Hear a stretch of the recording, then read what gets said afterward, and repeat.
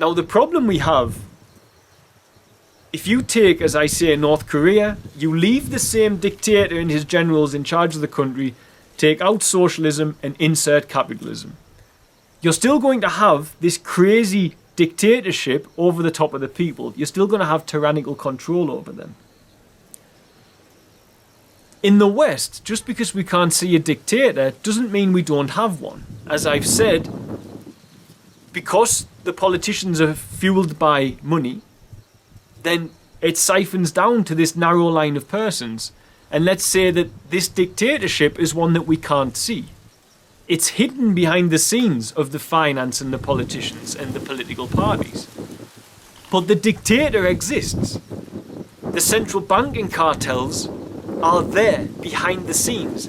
This is the Kim Jong of the Western system. The banking cartels are the oppressor of the Western system.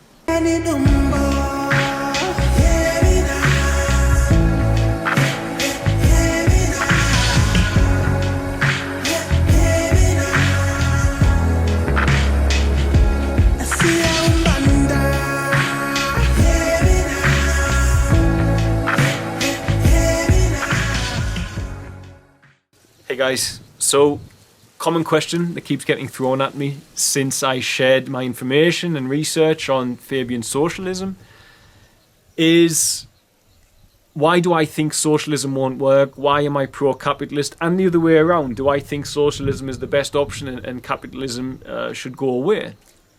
Now, what I hoped to show in sharing those videos is, first of all, how Fabian socialism is trying to implement what it wants to implement.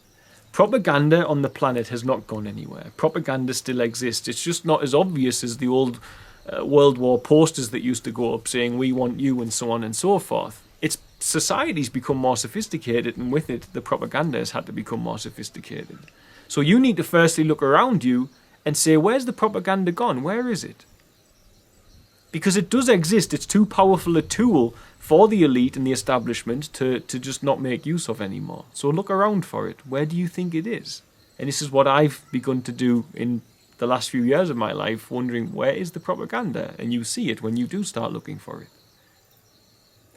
Now, I wanted to show with Fabian socialism that they've taken Marxist principles. For instance, creative destruction is a Marxist principle where you can creatively destroy the economic system to dissolve the economic power of a capitalist nation to introduce a socialist communist government. This is a Marxist ideology.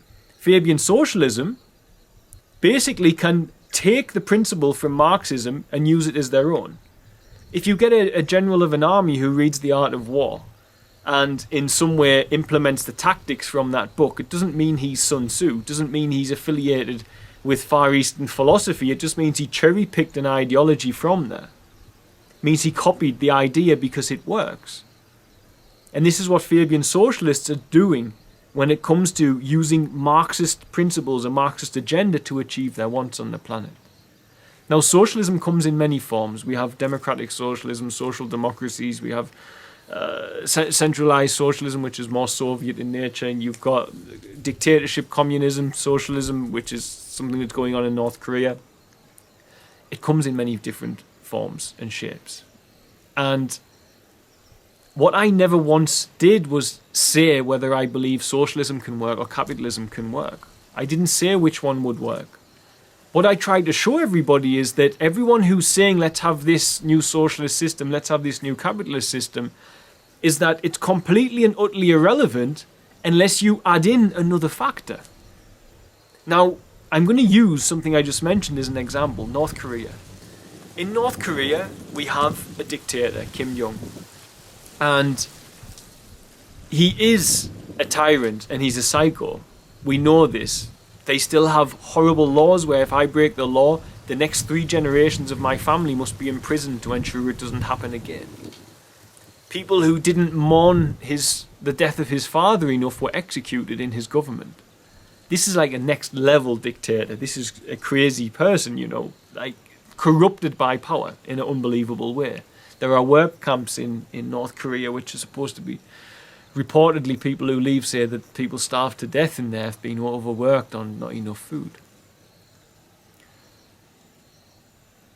So we know there's a tyrannical establishment in charge. Now, there is a dictator, but North Korea, supposedly a democracy, it's not. You can only vote for one person in North Korea. So for all they let you vote, you've only got one choice. It's crazy. But there are generals alongside this dictator. And alongside those generals, there are unions inside North Korea, and there are heads of those unions as well.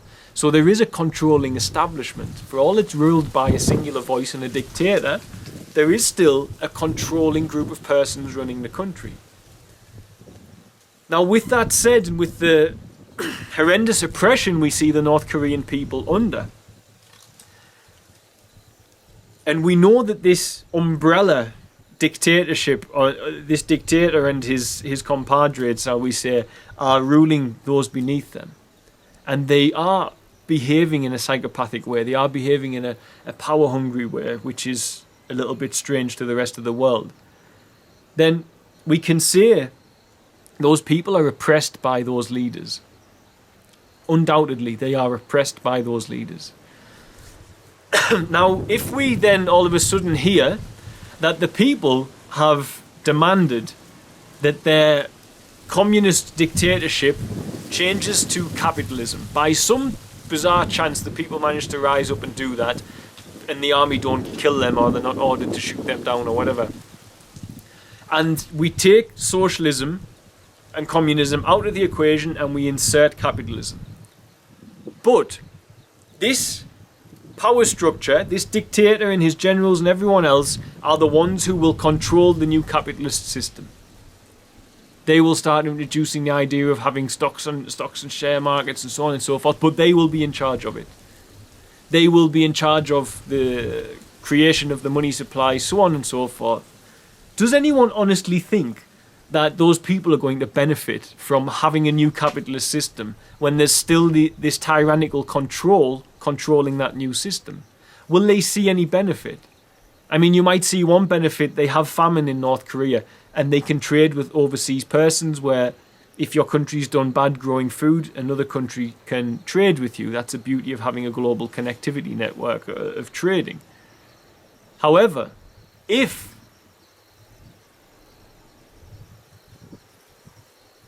the same dictatorship, the same establishment, let's call it establishment ruled by a dictator,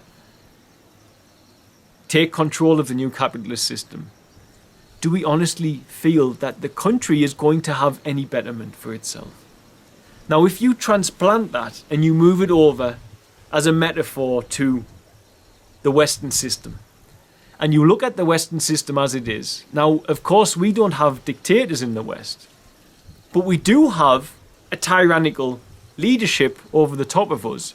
And where that comes in is, if we carry on letting politics be as it is, humans are fickle. We're like dazzled children when it comes to elections and campaigns.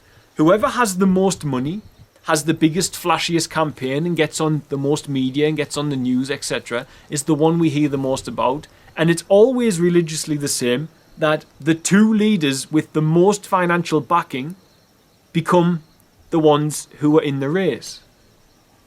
So, the more money pays for the politician's campaign, the bigger the politician gets. When the politician gets into power as a leader, they then create policies, etc., which allow for those who funded them to get into power to make more money.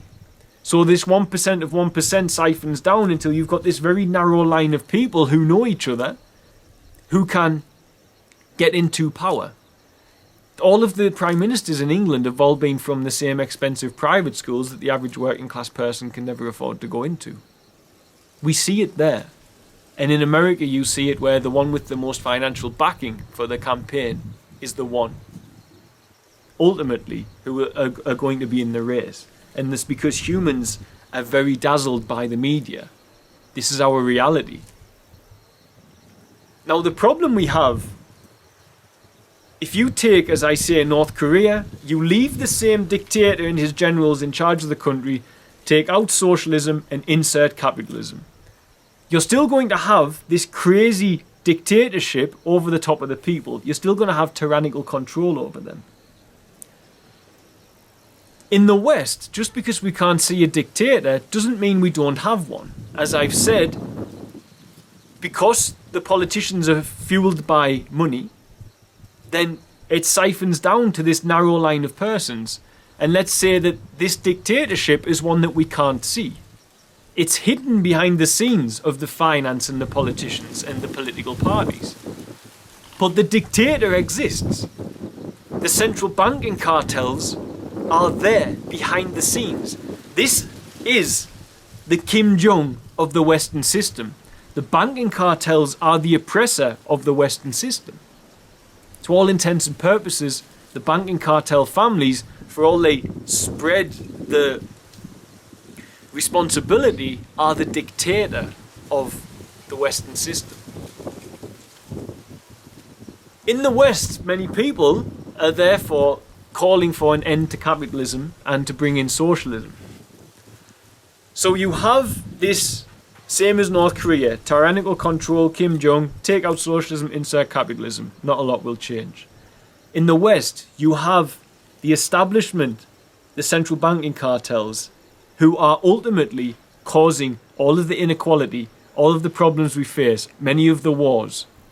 They are our tyrannical ruler. So we pull capitalism out of the equation and we insert socialism. If everybody doesn't even know that this dictator exists, who's going to insert the socialism? Who's going to bring that about? Who among the people calling for socialism and calling for a revolution are educated enough or organised enough to be able to bring that in? And I can tell you it's a tiny fraction of a percentage, if any. Because very few working class and middle class people who are calling for this are in any way educated on the subject to be able to do it, and especially are in any way organised together in decent groups.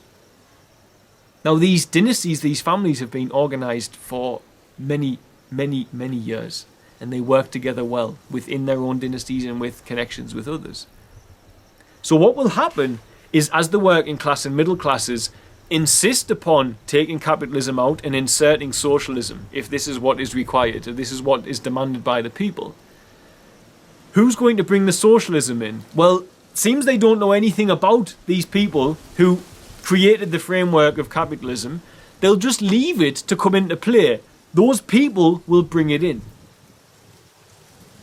The Kim Jongs, the dictators of the Western system, the central banking cartels, the ones though that people don't even know exist, the people will leave it in their hands again. The people won't do it themselves because they don't even know those people are there. They don't know there's an oppressor behind the scenes. They'll just say, we want socialism. Great, okay, so how do we do that? And then all of a sudden people on the TV and politicians will start telling you, we're moving to a socialist system.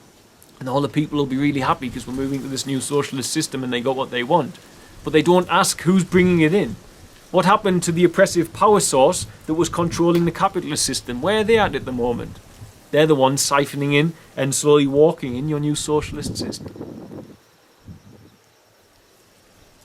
And this is what I was trying to show, guys, that it doesn't really matter at the moment if we bring capitalism or socialism in, because regardless, we're still going to have this same power-hungry, greedy, kind of psychopathic people in control of the framework that exists that would allow for socialism to be inserted into our society.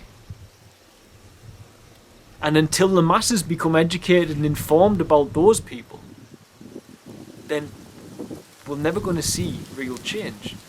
Because they're just going to demand ideas and concepts and words that they've learned in school, like socialism, but never ask who's going to bring that in. Who? Which framework is going to walk that into society? The existing framework.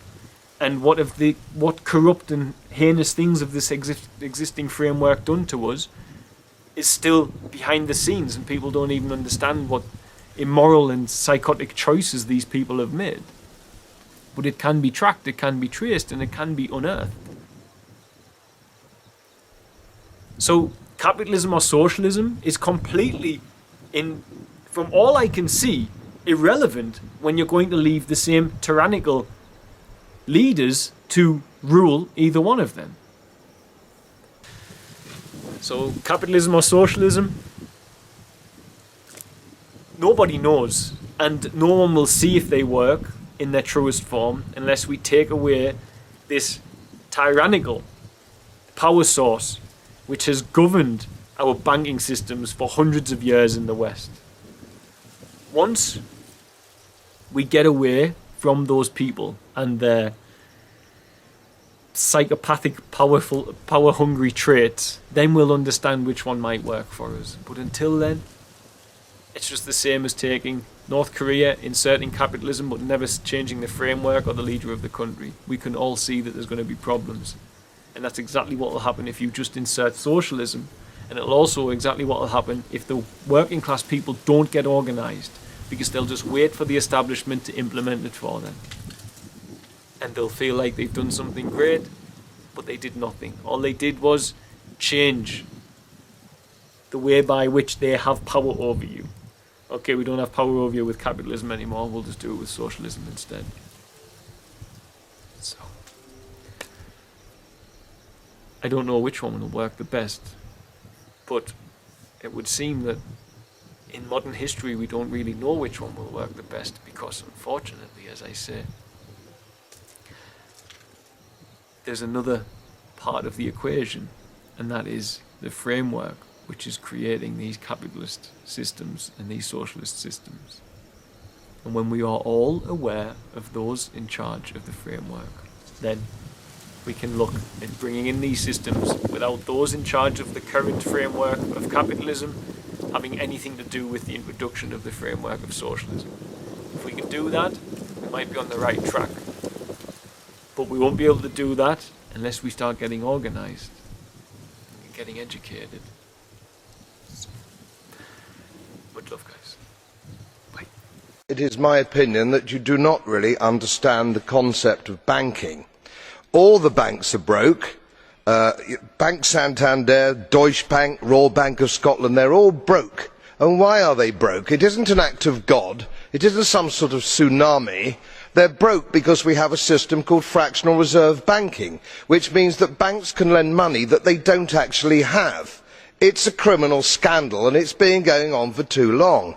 To add to that problem, you have moral hazard, a very significant moral hazard from the political sphere. And most of the problem starts in politics and central banks, which are part of the same political system.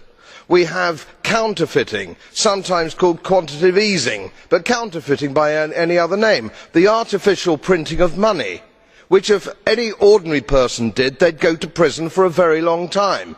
And yet governments and central banks do it all the time.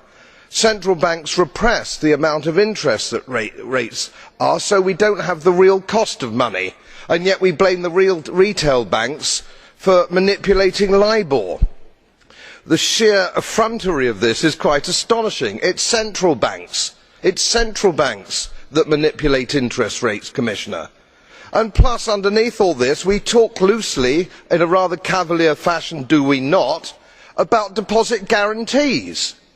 So when banks go broke through their own incompetence and chicanery, the taxpayer picks up the tab. It's theft from the taxpayer. And until we start sending bankers, and I include central bankers and politicians, to prison for this outrage, it will continue.